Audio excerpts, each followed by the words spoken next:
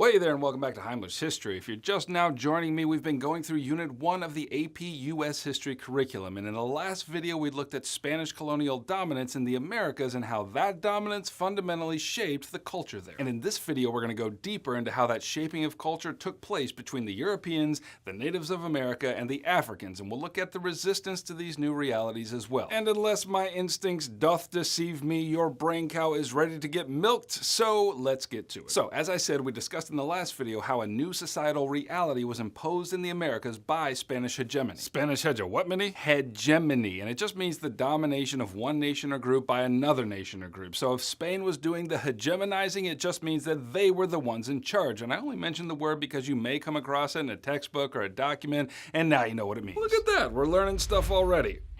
Love it. Okay, so as the Spanish continued to expand their empire northward after 1573, the manner of their expansion changed. Instead of sending soldiers to conquer the people with guns, they decided to send missionaries to convert the natives to Christianity, and this new form of directing the establishment of settlements was known as the mission system. And when these Franciscan priests encountered various groups of Native Americans, they found themselves confronting people with fundamentally different worldviews regarding things like religion and land use and family, and it might be helpful if we compared their different ideas. With respect to religion, the natives were largely pantheists and animists who believed in a natural world that was filled with spirits, but the Spanish, on the other hand, came from a hierarchical Catholic system of Christianity which taught belief in a single deity. With respect to land use, the Native Americans believed in the spiritual nature of the land, which in their view meant that the land was not a commodity to be carved up and subsequently bought and sold, but the Spanish, of course, believed the opposite. Land existed for the sake of private ownership. With respect to family, Native society was held together by kinship networks of extended families that can number from 50 to 70 members.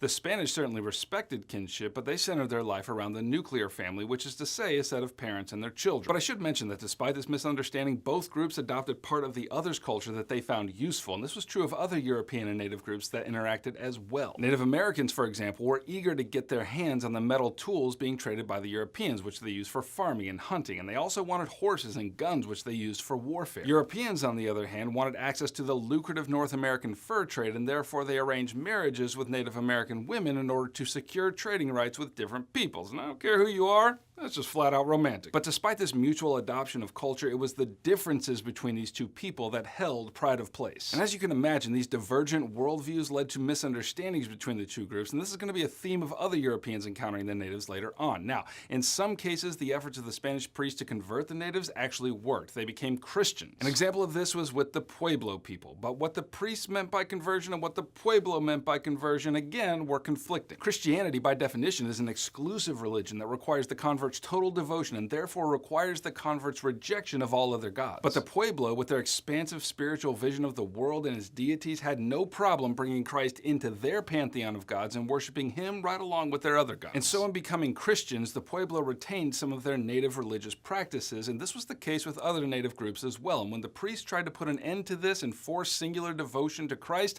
some native groups resisted, keeping their religious practices a secret. And then others, like the Pueblo, actually resisted with violence. And here's where we talk about the Pueblo Revolt. So, in 1610, Spanish conquistadors had already established rule in present-day New Mexico, and through the mission system had forced the conversion of many of the Pueblo. And after having sustained drought and attacked by other native groups, the Pueblo decided that the cause of all their trouble was the Spanish invaders and their Christ. And so, under the leadership of one of their leading men by the name of Pope, the Pueblo rose up together, killed something like 400 Spanish colonizers, and burned all the churches to the ground. The remainder of the Spanish fled, and this was a victory for the Pueblo. And that's true even though about 12 years later, the Spanish returned and got their conquistador on yet again and reconquered the land and the people. Now, with this kind of brutality going on, news reached all the way back to Spain of everything that was happening, and King Charles convened a group of priests, philosophers, and jurists to discuss the moral and legal fallout of Spanish conquest in the Americas. Many of these men argued for the inferiority and the backward nature of the Indians, and that to conquer them was to bring them the riches of Western civilization, and that was actually good for them. However, there were also voices that defended the dignity of the Indians, and the chief voice arguing on their behalf was a priest by the name of Bartolomé de las Casas. He himself had spent many years preaching among the Indians, and he argued that if Spain kept on this trajectory of brutalizing and killing them,